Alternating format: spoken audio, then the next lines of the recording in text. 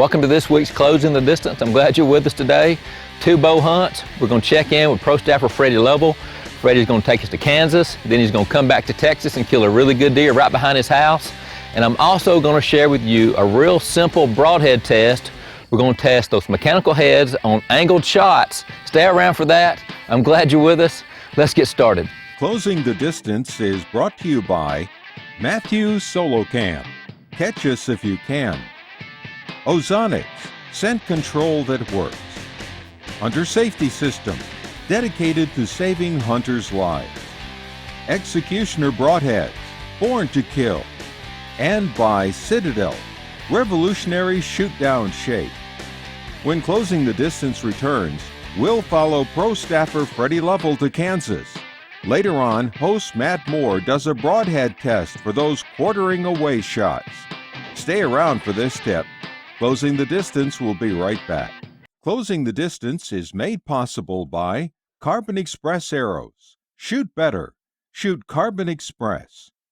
Christian Bow Hunters of America, exalting Christ as Creator, Savior, and Lord. Nikon, the trusted name in optics. Sword Sights, sharp solutions in aiming. Elusive Wildlife Technologies, taking the elusive out of wildlife. And by the amazing Luminaut. Can your aeronaut do this? Well, Kansas this year was a quick hunt. I'd had vacation set up for the 2nd and 3rd week in November, but it was middle October. I needed to get up there and get stands, shooting lanes trimmed, make sure everything's ready to go. So, I was on call one weekend, always seemed like something going on. Finally, the last weekend, Halloween weekend, my girlfriend's birthday, October 31st, I talked her into riding with me to Kansas, and I'd make it up to her the next weekend. So, and I told her we had a pretty good front coming in that night.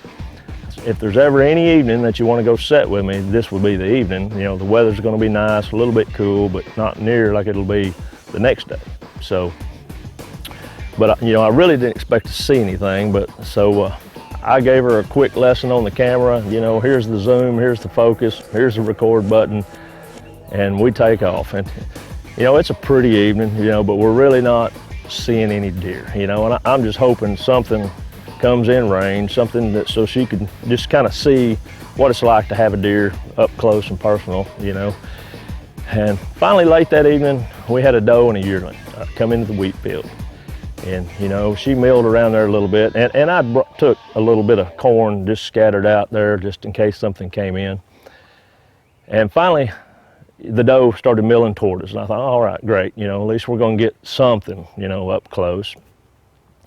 And then it wasn't a few minutes later, it got better.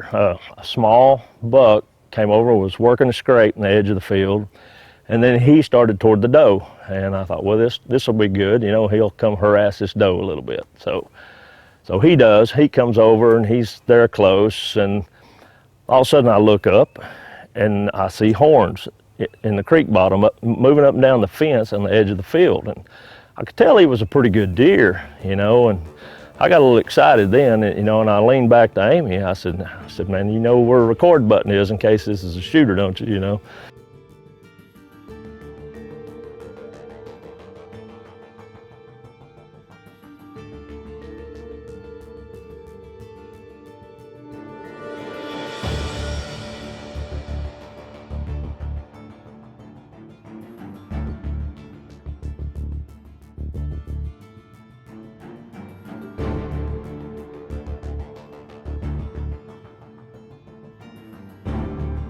The old buck walks up and down the fence, and he finally comes across the fence, and he's a pretty deer, He's not a massive high-scoring deer, but he's got a pretty nice rack, lots of points.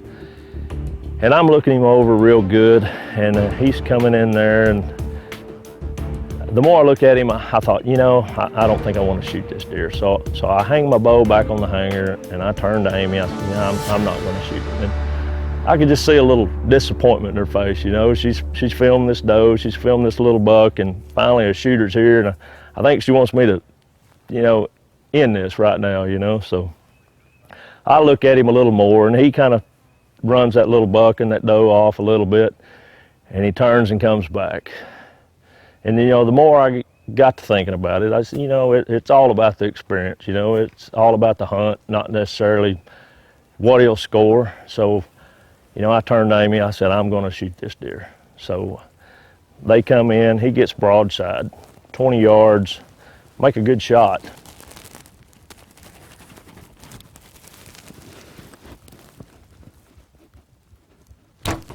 Just a heart shot. He runs maybe 70 yards and piles up.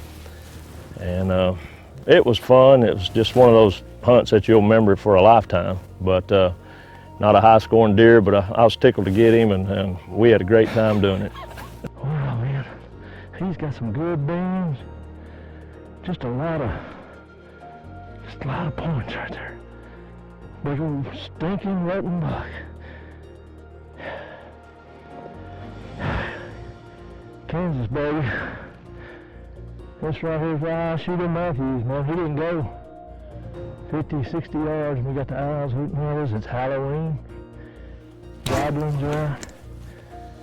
And it's my girlfriend's birthday, and she filmed me shoot this deer. We ain't looked at the footage. I hope she got it. I wasn't going to shoot the deer. I really wasn't.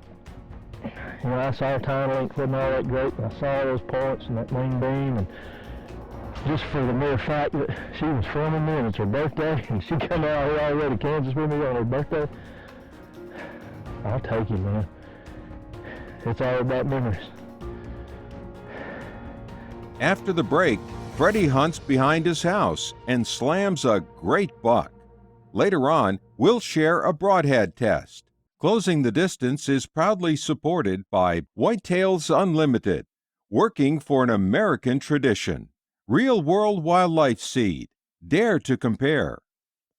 And by Fish and Still Equipment, your East Texas John Deere dealer. I took a really nice 8-point this year, close to home. And when I say close to home, about 150 yards from home. I live on 14 acres, which is not a big place, but I'm fortunate enough to have a pretty good sized ranch on 2 sides of me, and a more residential area behind me. Me and Jeff was going to go hunting this day, and the rut was on. Bucks were chasing does pretty good, and the plan was to go to the county south of us, about an hour away, and hunt a stand. And I was getting things ready, and it was just after lunch, and I heard my dog barking, and I looked out the window, and this 8-point was chasing a yearling doe all around my house. And I watched them a little bit, and finally they went back north of the house. And north of my house is more of a residential area or a county road. And I knew this deer, it was getting up in the middle of the day, that they would probably bed back there. And I really didn't think they would go on north. They would come back later that evening, you know, coming back through. So I called Jeff, and I said, man, change of plans. You know, I said, I really like to hunt this stand down here this evening. I have a really good feeling that this buck could show up. So after we talked about it a little bit, we decided to do it. So, you know, I told Jeff I said, when you get to the house, you know, don't slam your door. I said, this deer could be close. So, you know, about an hour or two later, Jeff shows up, and we ease down, and I've got a pop-up stand and a little old field, really probably not 150 yards from the house. You can't really see the field from the house, but I'd put that pop-up and a camera and feed a little corn there. And I was really hoping this little yearling would come to that corn that evening and bring that buck. So we're sitting in the stand, and really nothing's happening. We're not seeing much, and it was after sundown, not much time left, and I look up, and here comes a little yearling doe, and that buck was 10 steps behind her, and I mean, he was still after her.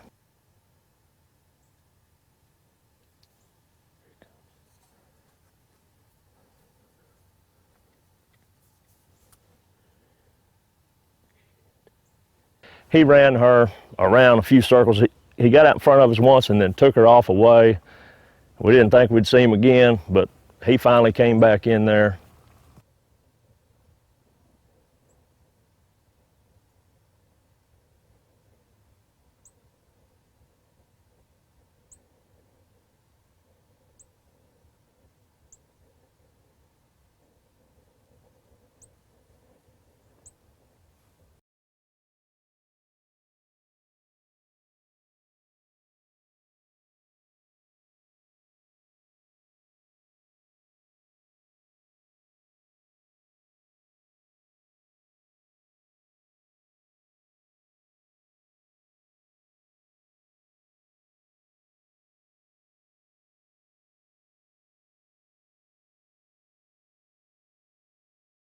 gave me a broadside shot. And there's a bush there that I'd ranged that I knew he was 20 yards.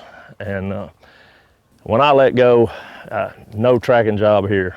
He dropped right in his tracks. And I'd looked at Jeff. I said, man, it really floored me. I said, no, I shouldn't have hit that deer that high. Maybe he squatted that much. I don't know. But anyway, he wasn't going anywhere. So we got out to him, and it just goes to show you how quick these deer can move, and and just to not know anything's going on and their reactions to the sound of a bow. But the entry wound was in the perfect place, but he rolled away from the sound of the bow, and it hit him in the right spot, but his spine had done turned and got in line of that arrow, and it dropped him right in his tracks, so we didn't have to trail. And no tracking job here. I guess I hit that deer high. He dropped in his tracks. He's laying right there. Finally expired, but I sure didn't think I shot him high. But anyway, he must have really dropped, or I just shot high. So let's go look at him. Man, that's pretty laying there though. I like to see them when they got their head propped up like that.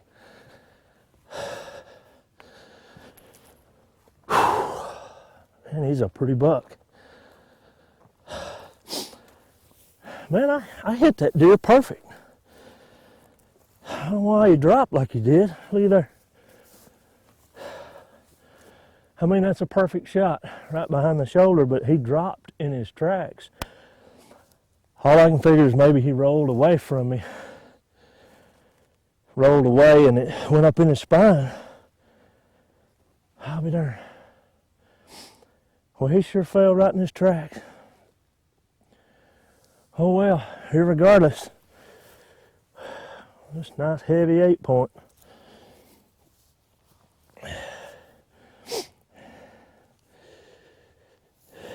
I'm pretty tickled with this deer. It's mid-December. Season's been tough. And the great thing about this deer, this is my first deer off my home place. My house is not far from here, so he's just a nice, mature, heavy, perfect, symmetrical 8 for around here. Great deer. Here's the stand. We just brushed the pop-up in real good, back up under that cedar, and been corning a little bit out in here. I'm in a field just below my house. I mean, I'm not a couple hundred yards below my house, but there's no trees around this field really that you can put a stand, so we just brushed that pop-up in and corned a little bit, and the deer, I had some good pictures early in the year, and they kind of disappeared, and all of a sudden the last few days I was starting to see some more around, so we got in here this evening and got it done. You can't beat it. And he wasn't a high-scoring deer, but he's special just to come off my own place, and the best deer I've ever taken there, and the only deer I've ever taken there. But he was a nice buck, and I was tickled to get him. Coming up, host Matt Moore shares tips for those quartering away shots. I'm going to do a short and quick and simple broadhead test, testing on quartering away shots, those angle shots. Sometimes our broadheads and our arrows kind of deflect once they go into the skin and they turn. I'm at 10 yards, I'm shooting into a 2-inch real thick piece of foam. It's got paneling glued on both sides. It's really hard, tough, and rigid. We're gonna test penetration. We're gonna test and see if these broadheads are, if they glance at all. At this short distance, I'm shooting a 70-pound Matthews no cam. I've got heavy Carbon Express 350 shafts. We're at 10 yards. Let's see what happens.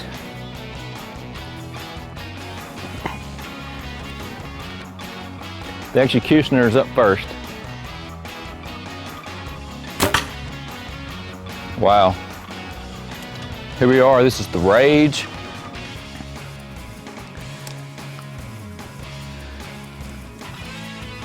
Ten yards.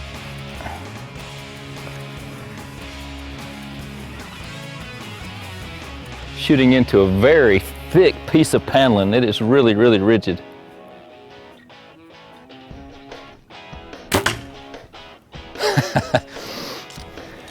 This is the Swacker.